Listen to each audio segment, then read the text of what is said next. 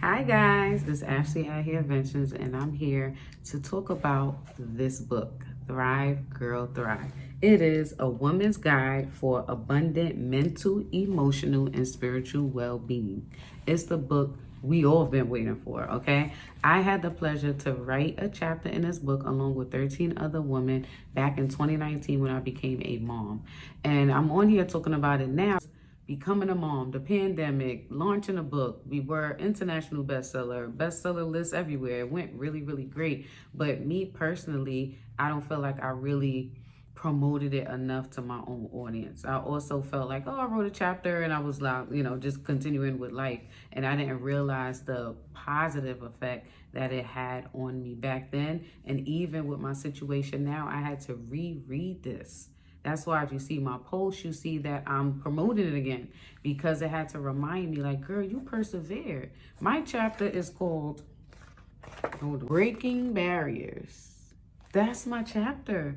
That means that I persevered through everything that was trying to tear me apart, basically my whole life since as a child. There's two ways to look at it. One, like, dang, y'all always been having to continue to persevere, even as a young child and still as an adult. Or, girl, you strong. You operate with the strength that God has given you. You can do all things through Christ who strengthens you. And there's an assignment. You have a calling upon you because you're going through so much that you got to keep overcoming. So, when I reread my chapter and the rest of the stories in this book, it is great for helping me on my healing journey, for helping me remember who I am, returning to who I am, rebuilding my confidence and all the things that I know I can accomplish even better than I have up until this certain point. And so I just want to come on here and just read a little bit of my chapter for you guys so you can see how powerful this book is and how much it can really change your life. I'll leave the link below. It's only $18. It's an ebook as well. So you could just click the link and download it, go straight to my chapter or read the rest of the chapters. I read all of them. They are great. I'm telling you. It's about every experience that a woman can possibly go through at different stages in their life, because I might be the youngest in a book and there's other women in there that really experience more stuff that I ain't even get to yet, or I may never experience, but at different age levels, it still life comes with something, right, that we have to overcome. And so in this book, you could get great tips, great information, empowerment, and ways to know that you're not alone and how you can overcome some things that may show up in your life or have already showed up in your life that you felt like you are still trying to get over. And so let me read a little bit of my chapter really quick for you. Breaking barriers, okay? Growing up, I was always a headstrong and very aware child. I remember my mom always said that because of my independent attitude, she never really felt the need to worry about me. Her confidence gave me inspiration as an adult to stay strong, focused, and consistent with my goals and achieve everything I wanted in life. As the oldest of my mother's 4 children and the middle child of my father's 9 children, it wasn't always easy for me. As a child, I watched my family endure many struggles that would easily break any individual. But I knew early on that I had to develop a different type of skin to survive. So if you people looking at me, you see me crying and you see my posts and you see like, oh my gosh, like what I'm going through, I've been going through. Okay, I'm just saying. So that's why it's so intense this time around. Because I just said, as an adult, I'm not going to keep repeating what I already went through in my childhood. That's not what I'm going to do. And sometimes we got to watch our mouth. Either be quiet or watch your words, because life and death is in the power of the tongue, according to scripture. And so even though I say I don't want, the universe only hear I want. The don't part don't exist to the angels, right? It don't exist to what they're hearing. So you have to be very careful on how you use your words. And so I was saying, I don't want, this is not da-da-da. I was attracting it. I'm going to do a video on that. Anywho, I say struggles. I truly mean a number of times I had to pick up and start over again. You hear me? Both of my parents suffered from drug addiction, and that ultimately had a ripple effect in my life. I have been in the foster care system, a victim of molestation, and moved in and out of homeless shelters. All of this was more than enough for any young woman to give up on herself and hold anger and resentment toward her parents. But as an adult, I tried to remember that nobody is perfect and that my parents always did the best they could to raise their children. One of the best things my mother could have done was send us to church with our grandmother every Sunday back then. I now go on Saturdays because I found out the truth. It is important to look at your past in order to understand yourself and to make peace with who you are in the present.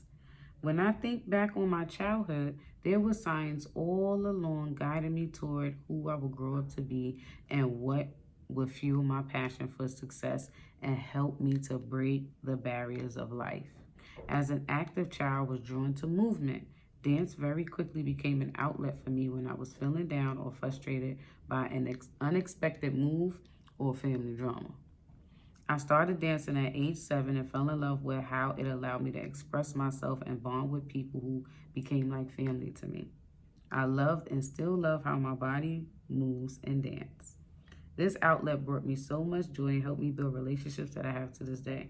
Have you ever needed an outlet from frustrations in your life? Did you have the opportunity to use it? How did it make you feel? There's even questions in here for you to ask your own self, about where you are in your life. What have you overcome? What are some of the things that shaped you into who you are? Because a lot of the choices we make as an adulthood came from childhood. They said what happened in your childhood affects your adulthood. And I never knew that until I started going through it. Deep. My other passion was hair. My mom did not have any talent for styling hair. You guys know the backstory. After being teased and tormented so many times at school, I started experimenting with doing it myself. Okay? Self-taught, in case y'all didn't know. It's never fun to get teased by your peers, but this turned out to be something that worked in my favor. As a creative spirit, doing hair allowed me to explore my creative side. There were times my cousin would braid my sister's hair and I would be mesmerized by watching her from start to finish. Because, back then we ain't had no video, well, no YouTube. You had to look and learn and memorize. And so that's what I did when my cousin used to do our hair. It wasn't until I was 9 years old I attempted to do my own hair, and I did well on my first try. Styling hair was also another outlet for me, keeping me focused on something positive while helping others, while my whole life was really in disaster. So sometimes we find outlets, addictions, or we get addicted to other things. We just find something that could distract us from what we're really going through in our life, to cover up the pain, to cover up the emotions, to cover up our reality. And let me be the one to tell you, it is going to do nothing but follow you through your entire life unless you cancel it. Let it go. Deal with it. Let it go. Move on. Don't run from it. Don't sweep it under the rug. Don't act like you're forgetting about it, because it's still going to be there. And so, as a hairstylist that I've always been, I'm doing stuff a little bit differently. And a lot of it is dealing with healing the crown, healing yourself, restoring your confidence. I don't say building confidence, because we have it. We all got it. But we lose it somewhere in life, in some situation, by somebody silencing our voice. And it's time for us to get it back and stay with it. And if I could remember the times and the situations that, when you take time to step away from people and be in isolation, God reveals to you every situation that might have silenced you, that broke down your confidence, that you lost yourself, that the creative spirit you had in you and the motivation that fueled you every day got lost. So you can remind yourself not to go back to those places or do those things anymore. So let me be the one to tell you, stop running away. It's time to start healing for real.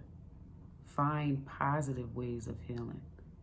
Go to God, praise, worship, read the Bible, get books that empower and motivate and can relate to you, and change your life, because it's going to be nothing but a constant circle over and over and over and over again, and you won't reach your fullest potential doing that. So my job is to help you on your way if you want to be helped. I'm not forcing anybody or anything like that. I love my Black queens. I love my old queens, okay? or woman. Okay? We have a lot of things that we go through, a lot of body changes, situations. We're nurturers, we're givers, we love hard, and all of these things. And sometimes our little hearts get really fragmented, broken, hurt. And so we got to be careful to protect it. And once this starts, then our crowns start to be crooked. And we don't want crooked crowns. We want to have our crown straight and our head up high, you know, and tolerate nothing that we don't deserve. So anywho, think about it. I'm sure you can benefit from it. Really easy read, super great. Let me read the back for you. Mental, emotional, and spiritual heartbreak can be immobilizing and can even send us into a tailspin. It doesn't matter where you live, what you look like, or who you love. Before you know it, you're living in survival mode. Simply trying to get through another day. As women, we are taught to shove our pain and burdens down to hide them from prying eyes and even from ourselves. It's lonely to feel you are the only woman with humble and tattered beginnings. You can feel alone in your fear and shame. The brave women in this book know what it is like to feel scared, unwanted, unloved, overwhelmed, abused, and downright lost. Until they said enough. You hear me? Enough! Say it with me. Enough! They've discovered how to not simply live to survive, but to live to thrive. This book is designed to help you release the shackles that hold you back from experiencing a full life, a life of freedom, not bondage, not heartache, not pain, constantly over and over again, surviving so much that you forget to live. No, okay? This is your time to thrive, girl, thrive. Anywho, this is all of the good women in the back. This is the front cover. If you want a signed copy, let me know. I got some, but I have the ebook link, which I think is easier for everybody now because we're always doing digital stuff. And you could just download it below. You know, it's time to thrive, girl, thrive. That's all I got to say. See you guys next time.